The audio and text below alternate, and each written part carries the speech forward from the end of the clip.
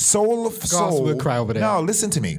Soul to Soul affected music so greatly when they came to America that they changed the whole game. Yes. They put something on the American musicians that they couldn't take off. Yeah. And they made American musicians change the direction that they was going in. Yeah. When they said soul to soul was no joke. Is that the choir? No. No. What's the Jazzy song? B it's called Keep On Moving. Okay. Keep on moving. Yeah, keep on Okay. moving. Yeah, Jazzy B is Jazzy the B. head. Oh, His my real goodness. name is Beresford.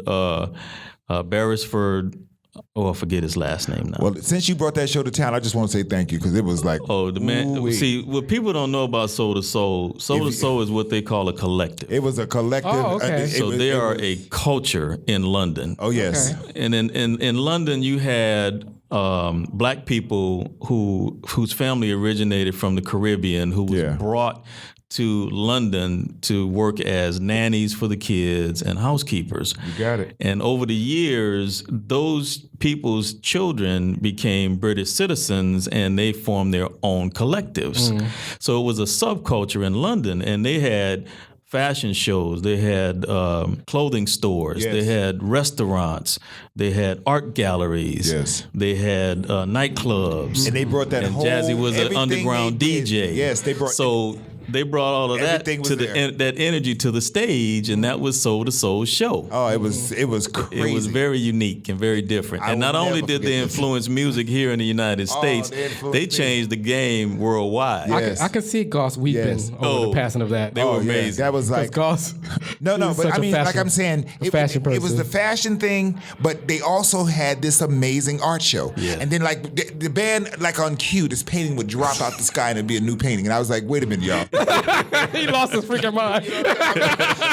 Could you give me my mind He back lost because his you freaking just blew mind. it. You just, I mean, it was. I don't go to concerts a lot, but that is one. Yeah. That is one It was concert worth that going was to. worth. So you had a concert gasm? Oh man. Okay. I had a big one. Okay. You be like, Yeah, that was amazing. So that was Thank you. touring with Soul to Soul was a high point of my life. So you toured with Soul to Soul? Yeah, I was their tour manager. Oh, so I wow, took very them cool. all around the United States and over in Europe and London also.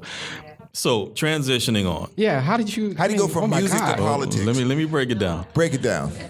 I picked up an artist by the name of Domino. Domino did a record called Ghetto Jam. It was a big hit back in the day. Okay. Domino went to school with Snoop Dogg and all those boys out of Long Beach. Domino used to write the lyrics and Snoop used to rap.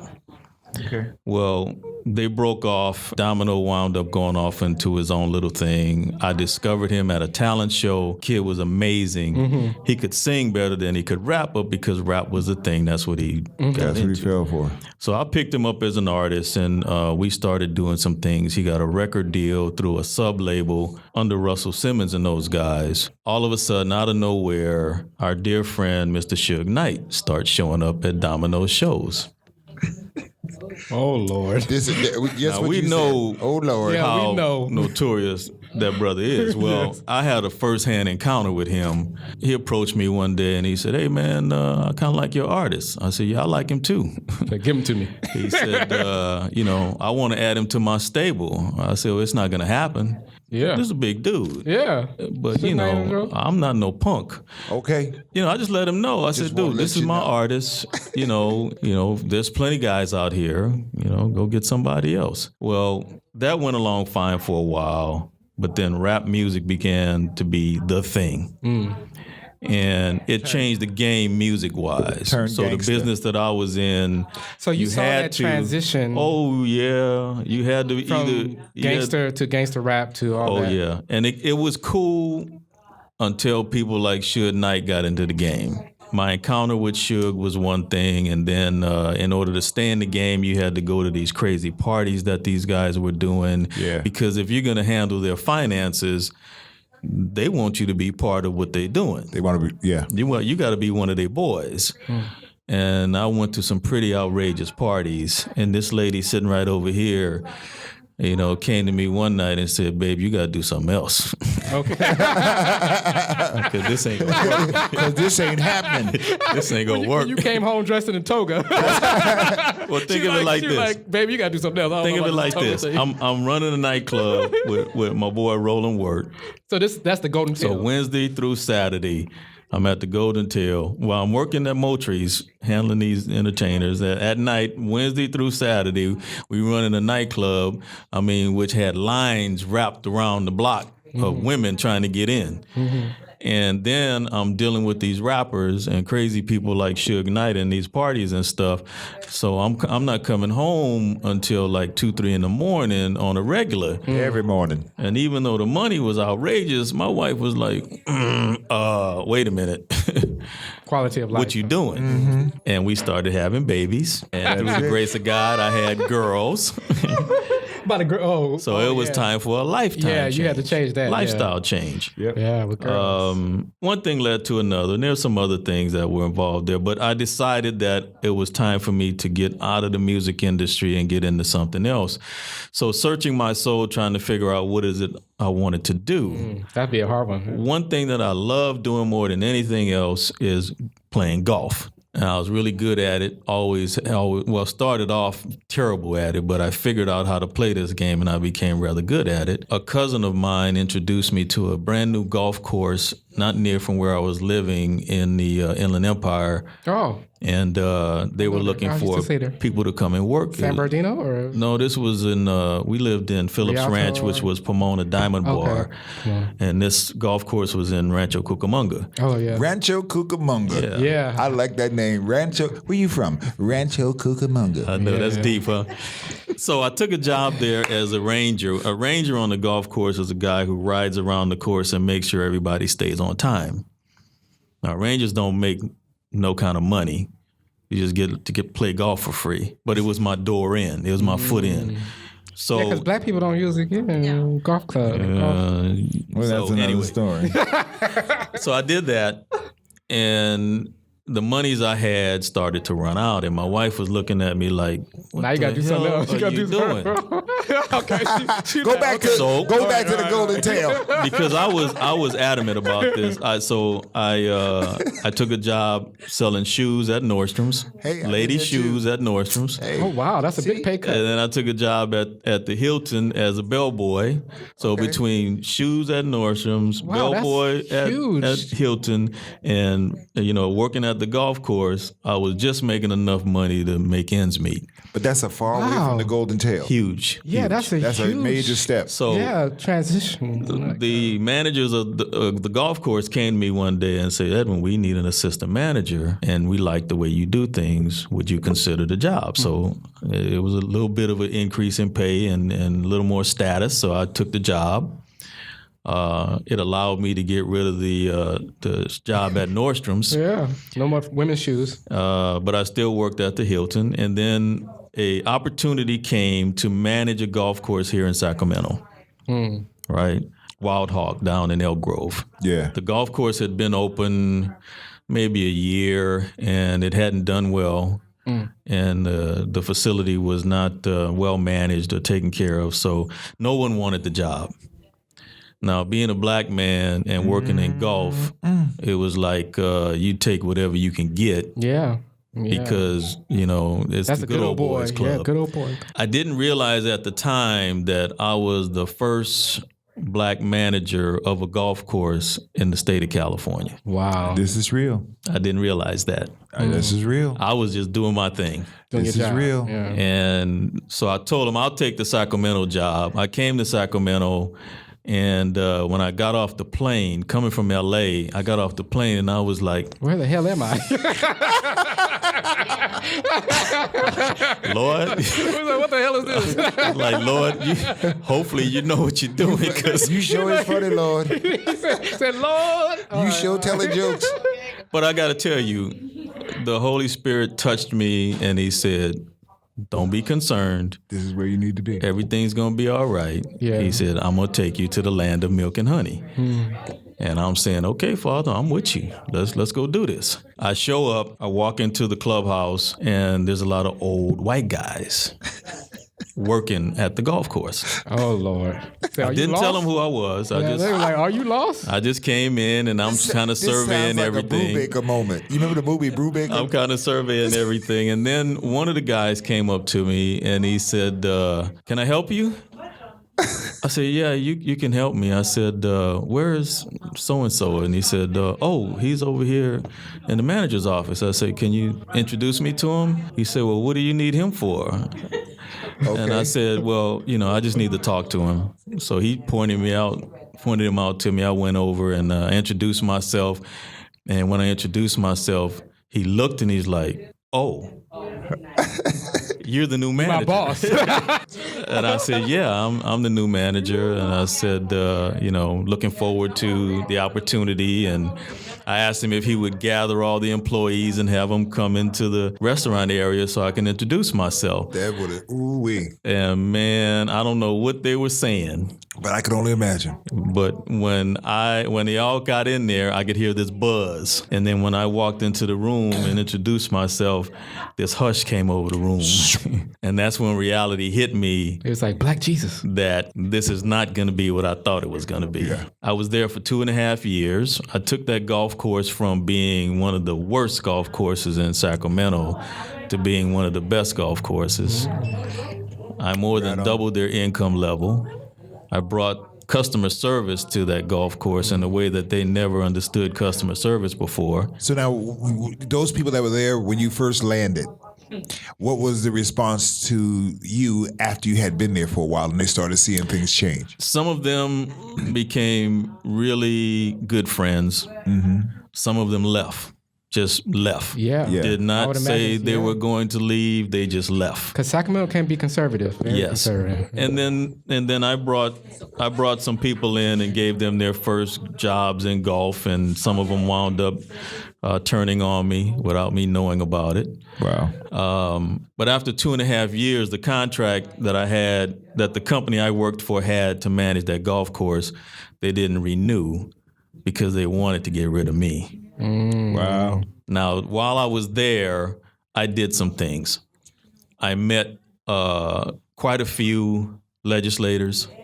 I did golf tournaments for a number of high-ranking officials. So you had a golden parachute. Yeah, and Cruz Bustamante was one of those people. After I was terminated, I had brought my wife and kids here, and we settled in, and I just wasn't going to turn back around. So I went around and I tried to find some work here and there from wherever I could get it. Nothing was available. So Cruz Bustamante and a gentleman named Tom DiAgostino asked me if I would do some golf tournaments for them to raise money. And I said, sure, I'll help you out. So I was helping them raise money with some golf tournaments. And my wife came to me one day and said, what are you doing? I said, well, what do you mean? You should charge for this. She said, you're running a business, but you're not running a business. Okay. And the lights came on. And then I set up a golf tournament fundraising business. Okay. And it became extremely successful, so much so that Jerome Horton, who at the time was the the chairman of the Legislative Black Caucus, came to me through Larry Broussard and Darnell Cooley and said, man, why are you raising money for everybody else but black people? And I said, well, they signing my contracts and writing them checks. Go where you got to go.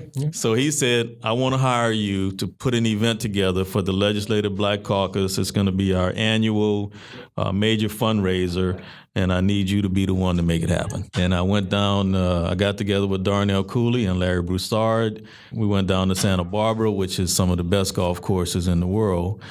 We started doing an event down in Santa Barbara for the Black Caucus. I did that for 8 years running. I worked for Jerome Horton. I worked for Rod Wright. I worked for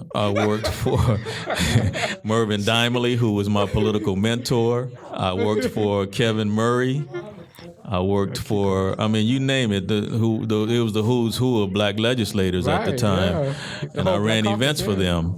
And I raised money for quite a few legislators. And then it got to a point where it was time for me to make another change.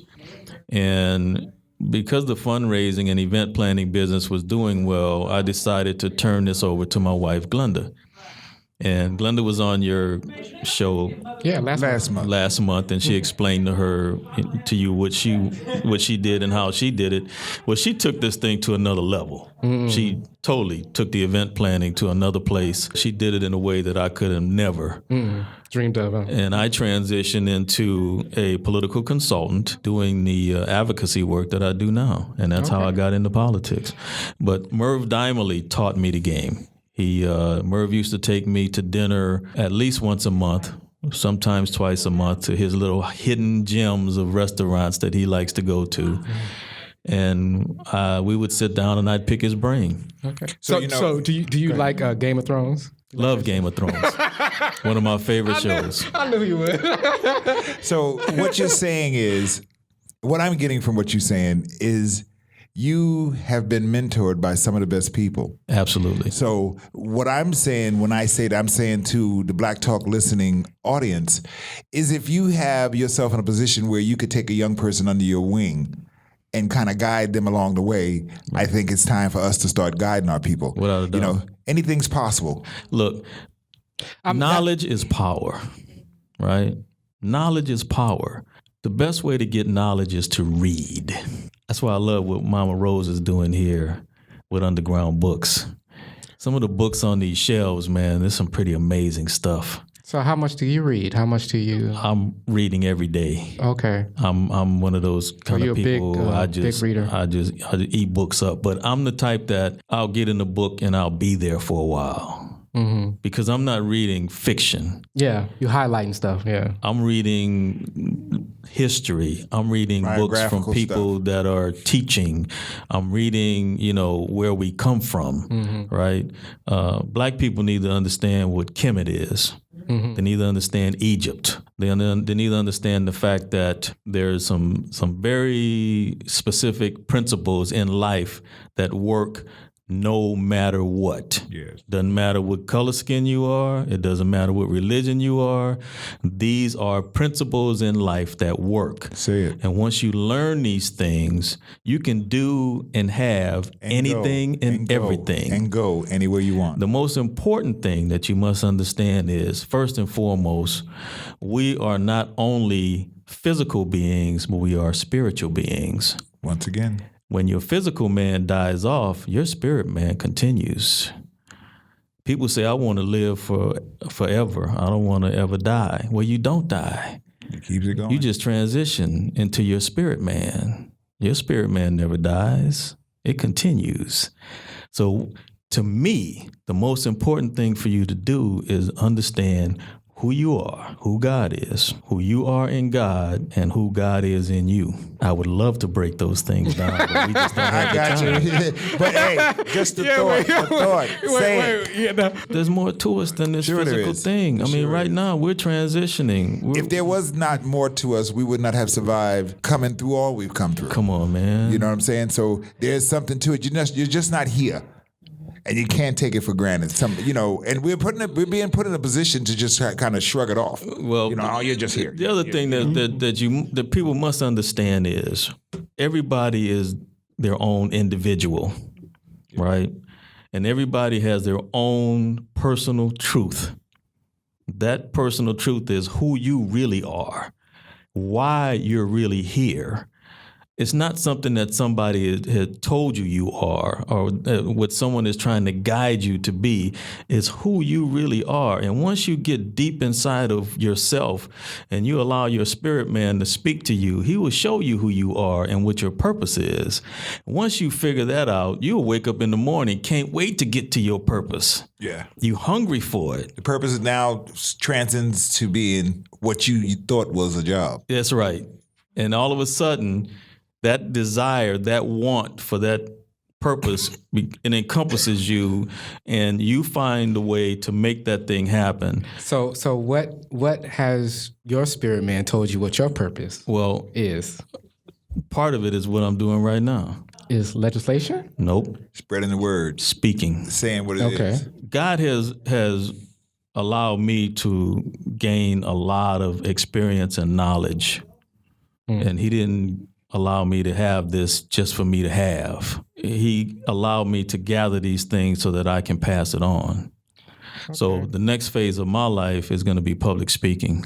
Okay, so that's the next transition for you. That's the next transition, but that is my truth. Yeah. I see a motif in your life, where you have continually adapted and transitioned into something else. And I can see that. Yes. That's the next transition for you. Well, you're not a stagnant person. Understand that we have to constantly reinvent. Adaptive. You got to reinvent. Have to. The people that don't reinvent, they die. They die. They die right there. Well, and so they have perish. To. Listen to what I'm saying. You have to.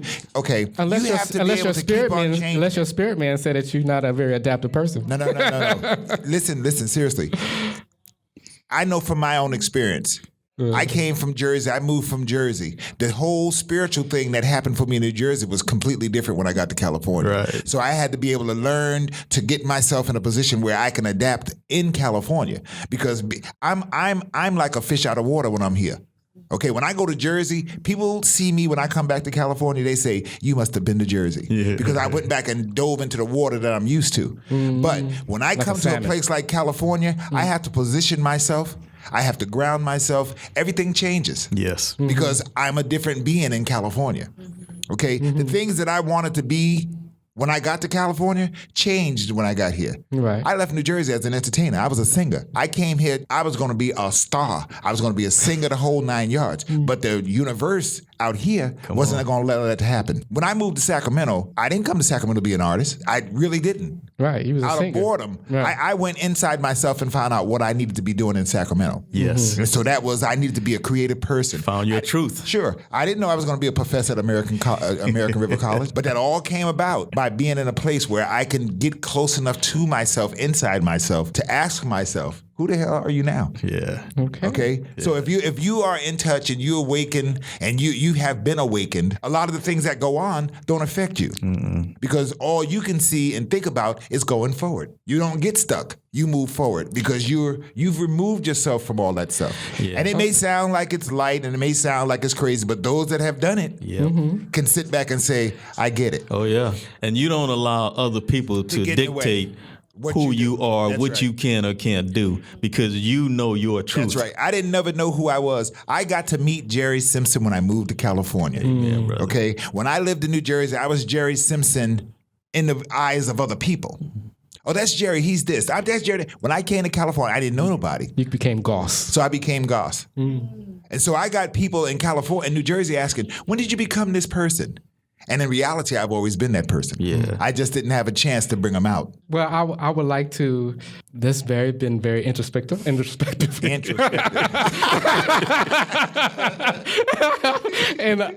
I look forward to your next evolution to dig deeper to your own personal. Yes. Oh, it's working. Yeah. Yes. The new adaptive. So, have you had speaking engagements already? No, not of a professional nature, but I have spoken to crowds many times as a vehicle through the chambers of commerce, through church activities and different things where. So, but no political aspirations. No, I do not want to go in politics because I don't play politics. And if you're going to get in that game, you got to play that game. That's true. And see, to me, that's not. No, that's not. I don't think it's right for a person to take a vote to represent people and then they go and play politics. Yeah. You should be representing those people that voted you in office, no matter what the politics. Sure. But that's not the way the game is played. So that's not me. Yeah, it's not. That's not me. Well, thank you, Mr. Lombard, yeah. Mr. Edwin Lombard. LLC. It was a roller coaster ride. It was a life very was a very and let me roller coaster ride. I'll say this. We just barely tapped the surface. Okay, from the golden tail to soul to the B-boy. What's not the B-boy, but the Go-Go Boys. The Go-Go Boys from the Go-Go Brothers. Oh my God, you've been all to the state capitol. Yeah, starting at 16, your life just was. Yeah. I wish you could have TV so that I could let y'all see him pop. Well, there's some Soul Train episodes that you can definitely see. I'm definitely gonna look at one. Oh, really? Have you ever did the little crossword puzzle thing that No. they had on there? No, you never did He was that. too busy dancing. The little puzzle thing I that was they do. ducking from that stuff. You did? You was on there? You did that? Oh, very cool. Okay, y'all need to give me That's some very exact cool. shows y'all on so I can go and see. I will send you a link. Please do. Yes, episode numbers. All right. Thank you very much. All right. Thank you so much. Yes.